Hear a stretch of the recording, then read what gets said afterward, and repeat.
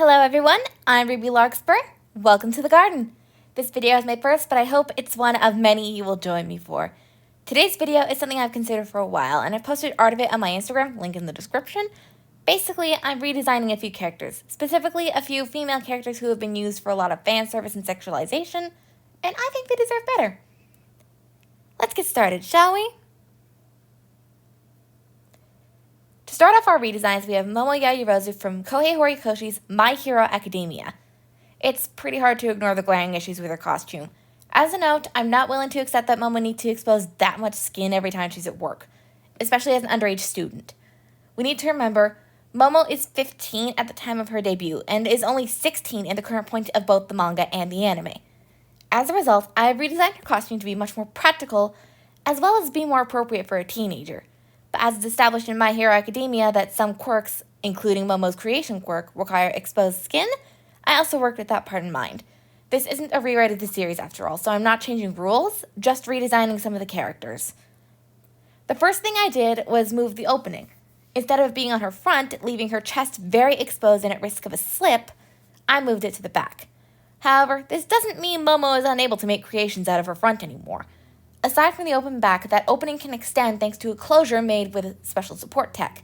Similar to a magnet, the two sides will snap closed when they are without resistance. However, it doesn't have the magnetic properties that could interfere with Momo's creations, especially metal or tech. That same tech forms the closure going on her front, allowing her to create without shredding her costume and having to use up valuable lipids to redress. The back opening was also expanded to her sides. This was both an aesthetic choice that made my fashion designer brain happy, as well as making it easier for Momo to reach for creations by exposing skin on her sides.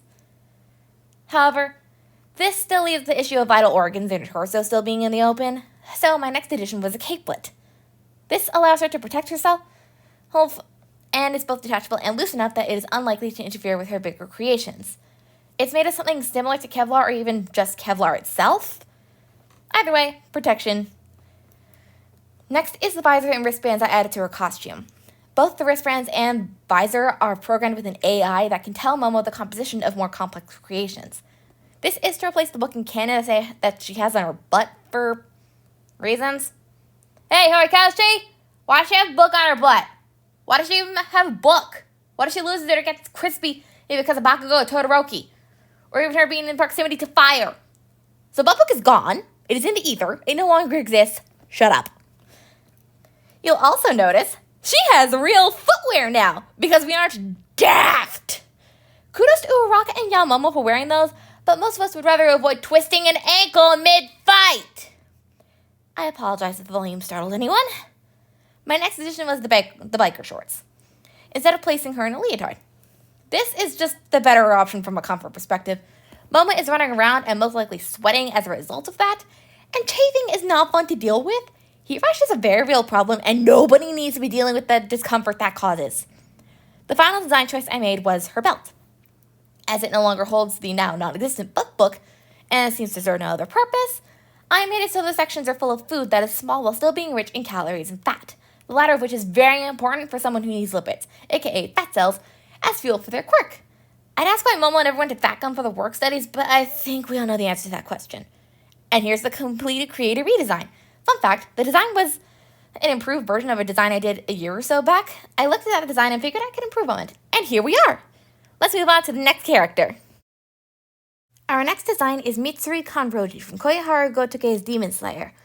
While Mitsuri's issues aren't quite as glaring as Momo's, Gotouge gets points for making Mitsuri both a pink tank and a legal adult, if only barely. There's still the obvious problem of Mitsuri being very exposed. Even her muscle density can only do so much when several vital organs are on full display. A quick little fun fact, the design in this video is what I had in mind for Mitsuri in my big Demon Slayer fanfic, Sunlit Blossoms. Long story short, Tanjiro and Nezuko swap roles, Nezuko trains under Rengoku, and Mitsuri gets a feral and protective little sister, which leads to her getting a proper uniform. Is this me trying to fill space so we aren't left in silence at the end of this?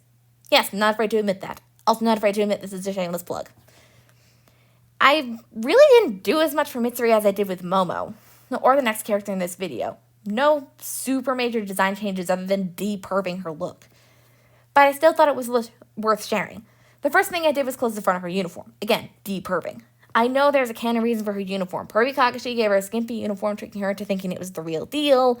She later finds out from Shinobu that she could get a normal uniform, aka one that didn't have her tits and her butt half out, but decided to keep the more revealing one for reasons I get to truly fathom, and more power to her. But I also think she would have looked just as pretty in a uniform like Kanal's, one with a longer skirt and a closed jacket. So I did just that. Now her boobs aren't as effective at suffocating the cameraman. Thank God. And we have a longer skirt. So way less barely blocked booty shots. That sort of hurts with pulling triple shifts in canon, let me tell ya. By the end of this, aka when Fashion Sketch Brain made room for Humanoid Anatomy Brain, I put it somewhere between her mid-thigh and her knees. But then, with this closed uniform, a new problem arose. Without her fan service uniform, Mitsuri's only real visual appeal is her hair. So, you know what this means? Time to make a new Haori. So her new Haori actually replaces her canon striped socks. As in, the Haori is now Open-Eye's gift to her, instead of the socks. It's still pretty simple, with a green gradient, but it still adds some flair to her design without overwhelming us with distracting patterns or clashing colors. Much like Momo's side openings, this makes my fashion designer brain very happy. I was debating on adding cherry blossom embroidery in air quotes, for extra design appeal. However, I started mentally checking out while drawing the individual petals and didn't want to draw them on the rest of the Haoris, and I wasn't sure if it would be too much. After seeing it, let me know what you think in the comments. And on the topic of my fashion designer brain, let's strap in for a lesson on color theory, kids. And also other people. So, some people find Mitsuri's hair to be a strain on the eyes. And I actually tested with my eyedropper in Procreate to see what the exact hues were. The pink was a reddish pink rather than closer to purple and rather light and desaturated, while the green was a very bright and saturated yellow-green. Now, since the pink was so close to red and the green was so bright and closer to yellow, this created clashing colors, which is basically where it's one to the left or right of the complementary color. And the spectrum of yellow-green to green-blue turquoise being in brights is absolutely an eye strain, especially in digital mediums. It's an eye strain with all saturated colors, but especially with this zone. So I fixed that by making the green softer and more desaturated and making it a little bit closer to blue than yellow and bringing the pink a tiny bit closer to red. This made the colors complementary rather than clashing, making them more pleasing to the eye. Thank you, Fashion Diploma. Glad to be putting you to good use. So, all in all, not much. Especially compared to Momo. This just wasn't as much wrong with Mitsuri. Fixing the front of her uniform, then making some aesthetic changes and making her hair less painful to look at. And she was pretty fine and dandy. Yeah, I really didn't need to do much to make her look less fan servicey. And here's the new design. With her look changed, let's move on to the third and final character of this little video of mine. Last but not least, we have Daki, also from Demon Slayer. I feel like I shouldn't have to explain the problems with Daki, but I will anyway. This is a child. Chronologically, Daki is at least 126 years old. Biologically, she's supposed to be 13. Not gonna lie, the entertainment district is one I often call the fan service arc. Daki is the most egregious example of this, along with Tengen's wives and Nezuko's full demon form. Her outfit is extremely sexual, most particularly by Western standards, with the exposed breasts. The top barely holds them in, drop waist panties barely cover her behind, and overall the outfit is very skin tight. I'm not saying characters can't have sex appeal, but we can give them that without sexualizing them to as extreme a degree as Daki. Just take a look at Loki in the MCU, who had tons of fans who would probably let him step on them. And he only got a shirtless scene in his series. I will admit this isn't my favorite of my redesigns, so this one is pretty subject to change. But this is the idea I came up with so far. I had to keep her Obi. First of all, it's her power. Second of all, it's freaking cool. I'm actually pretty impressed with the versatility of it.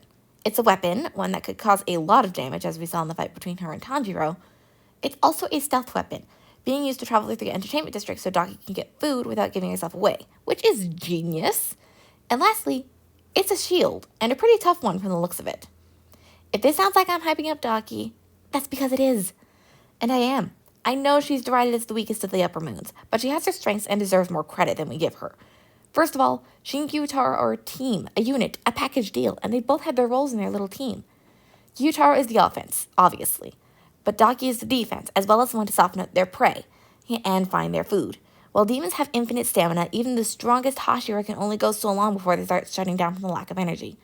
So using up some of that energy fighting Daki before she calls on Gyutaro is actually a very good strategy, assuming they get to that point before she kills them herself. Speaking of which, she killed 7 Hashira. I know that's a small number compared to the 15 her brother killed, and much less the likely dozens the other 5 upper moons have killed. But this show has proven that the Hashira are no joke in combat. That is 7 of the highest ranked and therefore most powerful demon slayers in their grades because of Daki. Not Gyutaro, Daki. I don't think any of the lower moons had done that, seeing as it's implied that Hashira are sent when it's proven a demon, especially a lower moon, is too much for the 10 rank and file levels Mizuno to Kinoe. And then those lower moons don't last long after the Hashira show up. Anyways, back to the redesign. It was mostly just switching out her straps and panties for an outfit similar to Tengen's wives, wrapped appropriately, of course, gotta cover up the girls. I think I could have added more texture for extra patterns or some flavor, but I also didn't want to overwhelm the look. It made her obi the focal point, which is not the worst thing since it is her weapon. I went with this design to cover her while not inhibiting her fighting ability. While Daki herself doesn't move much, her obi is flying all over the place. Clothes being too long and loose would get in the way, and likely end with the cliche, character uses their powers and it shreds their clothes situation. I also removed the crack marks on her face and limbs. I felt like they didn't really add anything to design from an aesthetic or symbolic standpoint. It just made the design busy. Maybe I would add a little more flowers like the ones on her face, not necessarily as detailed, but still an addition of intrigue. You also notice they get to platforms. They aren't heels, so they're not as bad as what Momo had. I did cover her toes, though, mostly because I don't want to draw any toes. And this is Daki's redesign. Like I said, subject to change, but it's at least a concept of what I would do if I was designing her. And that is all my character designs. I hope you enjoyed. I would love to hear which one is your favorite. Until next time, everyone.